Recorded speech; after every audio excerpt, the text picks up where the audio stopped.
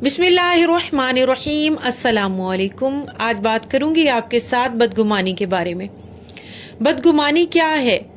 दूसरे के सही अमल को गलत रुख से देखना, दूसरे के कोलो अमल के सफेद कागज को अपने गलत स्याह रंग से रंगने की कोशिश करना, दूसरे की बातनी नीयत के गलत होने को जानने का बेदलील दावा कर देना, महज अपने गलत गुमान की वजह से दूसरे को गलत और मुजरिम करार देना, अपनी काली ऐनक की वजह से किसी सफेद चीज को भी काला करार देना, दूसरे के फेल से मुतालिक मनफी एहतमाल को बिला दलील तरजीह देना, दूसरे के किरदार की सफेदी पर अपनी कालक मलने की कोशिश करना, अपनी मनफी जहनीत का सबूत देना। बदगुमानी के गलत होने के लिए फ़कत इतनी बात भी काफ़ी है कि आपके पास इसकी कोई मोतबर दलील और सबूत नहीं हुआ करता।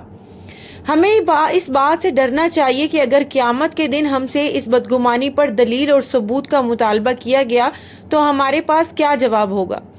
बहुत से लोगों को अपनी पाली हुई गलतफहमियां और बदगुमानियां सीने से लगाए रखने से बड़ी दिलचस्पी होती है और वो समझते हैं कि भला जिस गलत फहमी और बदगुमानी को इतने अरसे पाल पोस कर नुक्ते से कालम, जुमले से किताब या ईंट से इमारत बना डाली है तो इसे फ़कत एक दो वजाहतों की वजह से कैसे ख़त्म कर दें। अरे भाई, बदगुमानियाँ और गलत फहमियाँ दूर करने के लिए होती हैं, सीने से लगाने के लिए नहीं होती।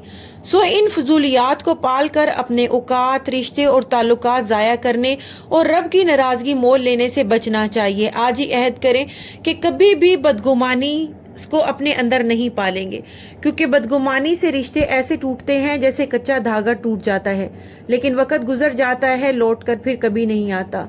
अपने दिल को साफ कीजिए, दुआओं में याद रखिए। वीडियो पसंद आए तो चैनल को सब्सक्राइब करना हरगिज़ न भूलें। मिलेंगे एक और नई टॉपिक के साथ, तब तक के लिए खुदा हाफिज।